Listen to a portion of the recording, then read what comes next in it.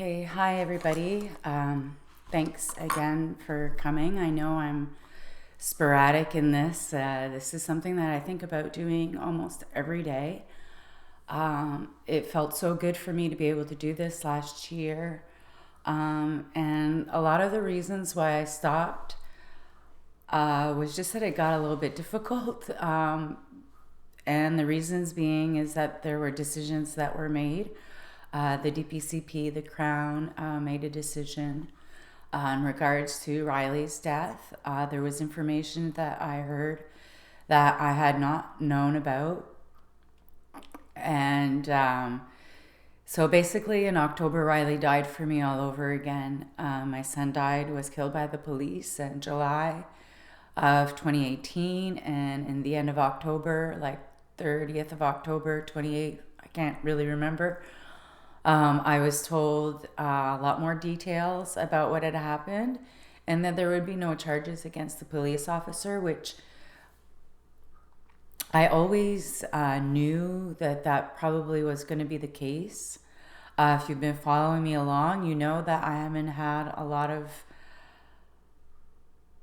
a lot of information, but I was able to get a lot more information last fall. And then I was able to get a lot more in March. So in the fall, I was able to hear the 911 call. I heard that with the BEI. I also, from the DPCP, they basically explained to me Article 25, which is it's in the criminal code, and it basically it's the law that protects the police and says that what they're allowed to do to use major force, lethal force if necessary. There's no maximum. They basically have to have a little fear. And here in Canada, unlike the United States, I have zero information. I don't know the cops' names that are involved. I don't know their vehicle numbers. I know one cop because he names himself on the radio. I know of another police officer that showed up. And I felt like I've had to keep a lot of this secret. And I had my last meeting with the BEI in March 12th. And that was actually my birthday. And I was granted that meeting so that I could hear the declarations as they were written by the police officer. And I also wanted to hear the 911 call again. So the 911 call, I was able to hear, I don't know if you're aware, but Riley's the one that called 911. And so I was able to hear the 911 call between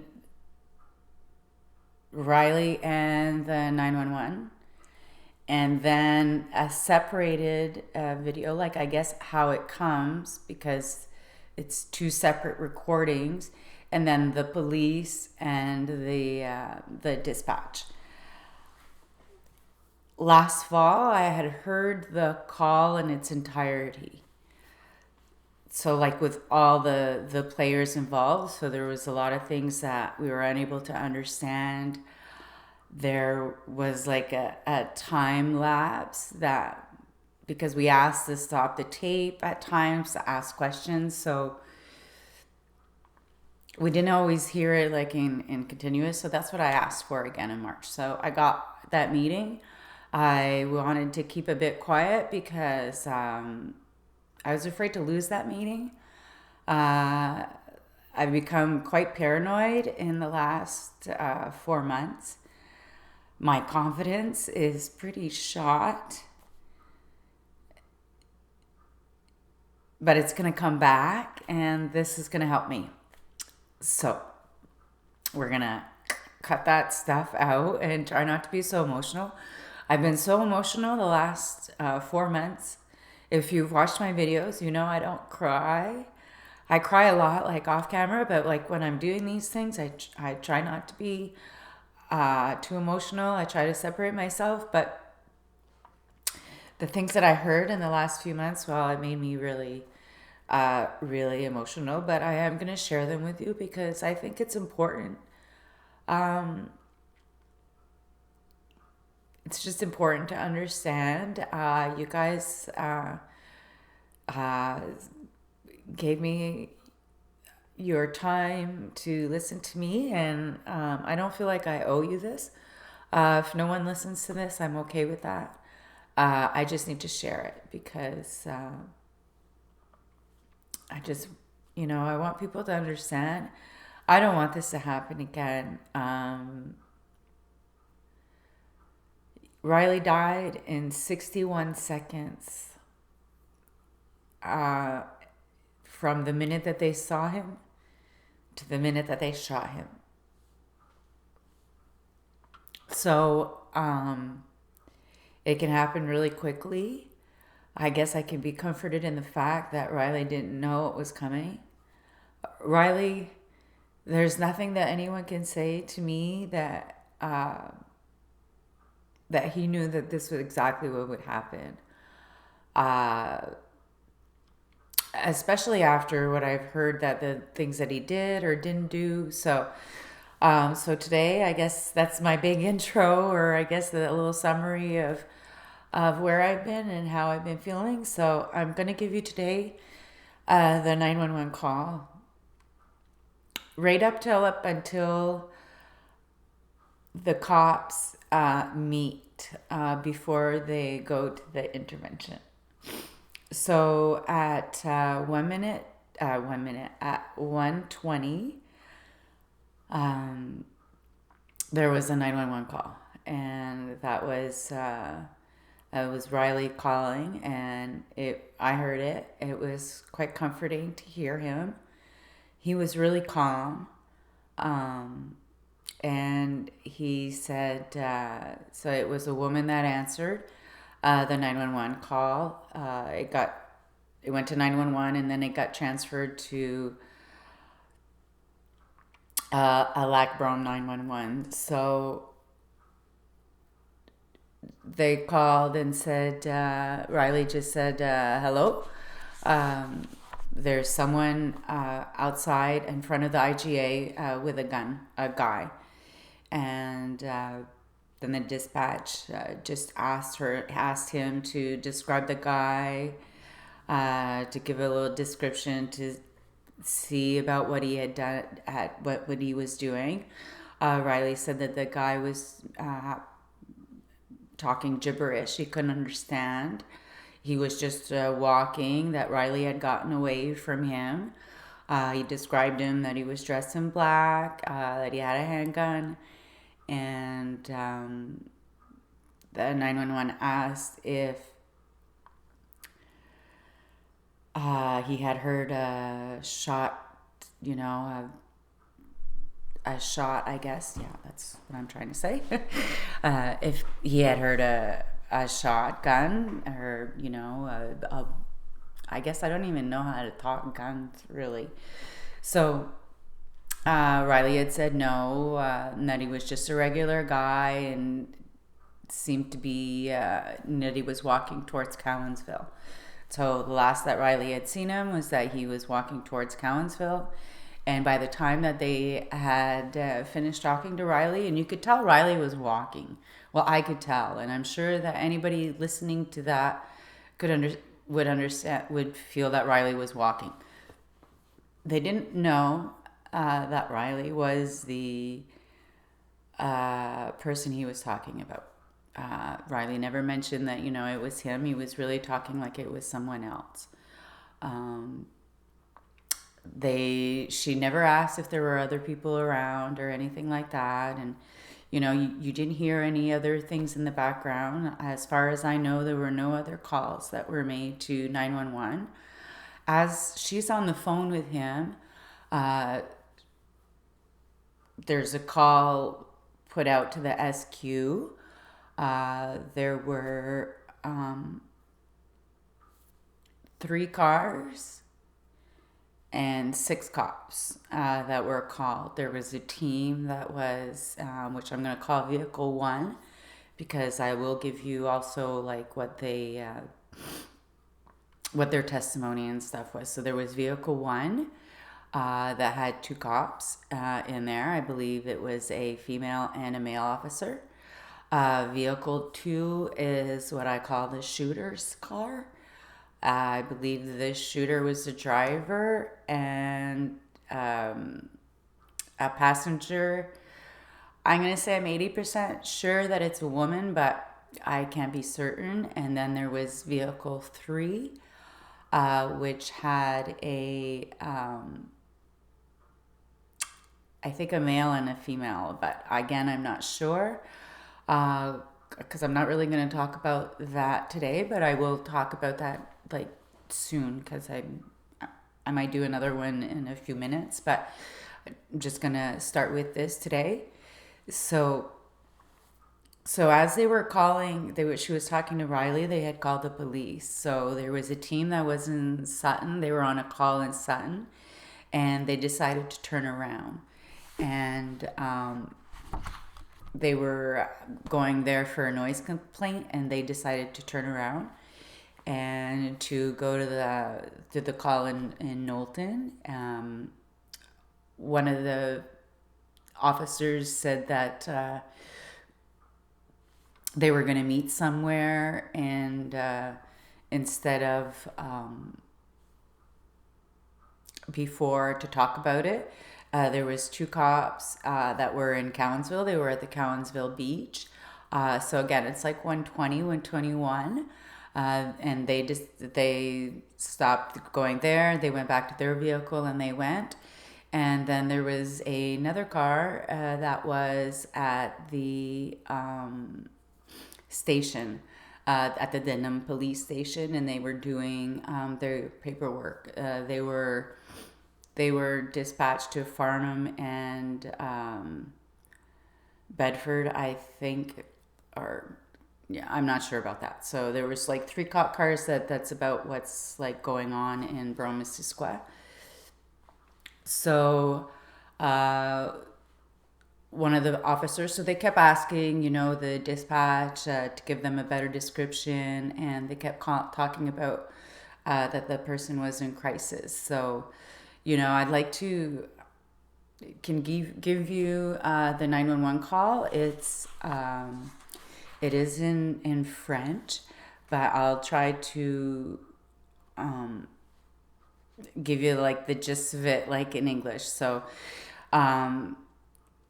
they say, so the 911 calls dispatch and says, okay, we have a man, he's in crisis in front of the IGA at 461 Knowlton Road. The person calling, so they call him the demandeur. So I'm going to call him the demandeur. Mentions that the man is armed, that he's screaming, but he doesn't have a visual anymore. And then one male officer says he's armed with what? And SQ Dispatch says it looks like a gun. And so he says, okay. So again, they think it's a madame or a lady on the phone. So the vehicle one's partner, which it's a female voice, it's a bit inaudible, but she says, that she mentions that they're in Sutton, that they're doing a call, and that everybody should be on their way to a meeting point. They decide that they're going to go to the Rona, and they're going to stop and talk about the way they're going to have the intervention, everybody at the same time. So they talk about going to the Rona, and then the dispatch male or the dispatch again says that the person is on their way towards Cowansville, and that it's a female Anglophone that's talking. Again, the female vehicle in vehicle one, which I believe is the passenger at this time, says from first glance, we're not going to, for the person, it's going to be no flashes and no sirens. No flashes and no sirens is the protocol. I want you to know that anytime that anyone is called for a crisis, whether if you're calling 911 and you're asking for an ambulance, you're not just going to get the ambulance. You're definitely going to get the police. The police are going to intervene first, especially if there's a talk about you being violent or if you're being uncooperative. If they think that there's weapons at your house. So it scares me a little bit about that, but that's just the way that goes. And that's been common practice for quite some time, which, is going to come to the conclusion of this is that these cops weren't prepared at all. So again, they ask about how the person is dressed, and they say that he's dressed in dark clothes, that he seems to have a pistol. Let's see what else. So then they ask right away. They ask if they want to call La Rochelle for the long arm. And anyone we live around here, and we know that Luc La Rochelle is a SQ agent, and he is a part of the SWAT team, or the sharpshooter, if you will. But he's trained in that type of intervention.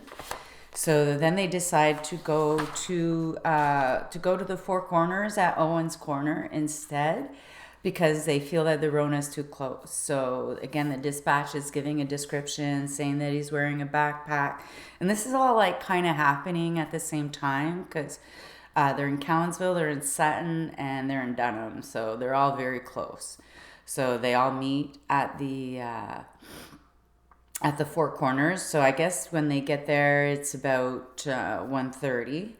And they talk again about that he's a white man. He's not more than 6 foot, because that's how Riley described him. A little bit chubby. Seems to be in the direction of Cowansville on Knowlton Road. And when the Damodar had called, that the individual was in front of the IGA. So, and they say again, they ask him, yeah, he was on foot. Yeah, he was on foot. He was alone.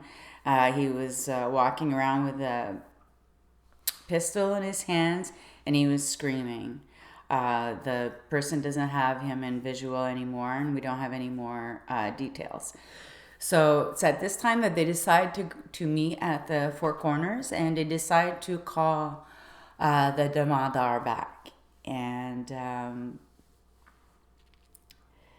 that's it. So they keep asking, about what kind of gun, and looks like a handgun. And then they give the telephone number, and they arrive at the Four Corners at the Owens Corner, and they discuss how they're going to do the intervention. Unfortunately, none of that conversation is recorded. Unfortunately, none of the conversation that they had with Riley is recorded. The only things that are recorded are when the police officers are talking to each other on the radio, and when dispatch is on. So when Riley's calling 911, you can hear when the police officers are talking amongst themselves on the radio, so not in the car, and when they're talking to dispatch. So if they're using their telephones, which is what they did, apparently they used their private telephone to call Riley. Apparently they said, and I say apparently because I'm just going to say apparently, there's no corroboration on that. There's no recording of that. And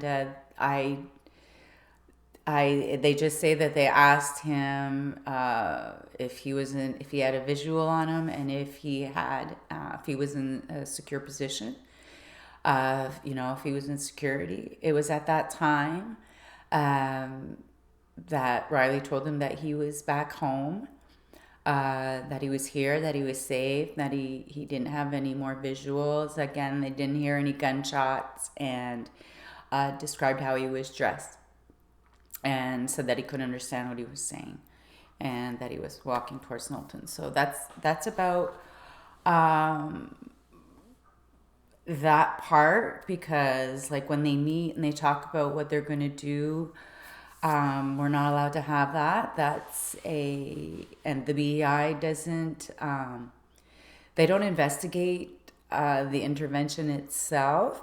So they do tell them like what they're going to do, but they don't want to give me the protocol or the what that they had decided. They had decided that they said that they decided not to go with the lights and the flashers. They decided how they were going to position the cars. They had decided who was going to talk and stuff, and I have all of that because in the declarations of the police officers, I was given that information. So because I got that in March. So again, that's why I was so quiet, because I was so worried about not getting this information.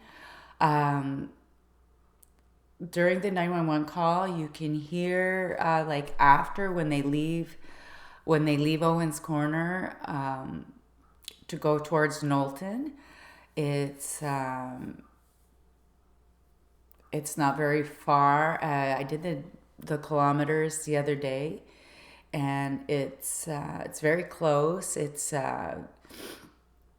I can't even remember. I think it's 4.2 kilometers to exactly where Riley was shot. Luc La Rochelle is 8 kilometers from there. And I did that drive in the way that they said, and it takes 4 to 5 minutes. And that pretty much corresponds with the timeline that they have, because they're talking on the radio and stuff, so it's easy. And when I had heard the 911 call the first time around, you can hear one of the male police officers that's in vehicle one. He's talking to Luke, so it's Wally. I'm gonna say Wally was talking to Luke because they know each other, and they say Wally and Luke. So Wally, says that he calls Luke, and then they talk to each other at a time. And you can hear Wally say that he can see, he has a visual, and then you can hear say shots fired. And so I really am, as like he said that on the radio because he was talking to Luke, and he was talking to I guess the other police officers, but he was telling Luke, and that's why we know. And in that time span, it was 61 seconds. So it was 61 seconds from when Wally says, il est là, to when shots are fired. Wally's not the one that shot him.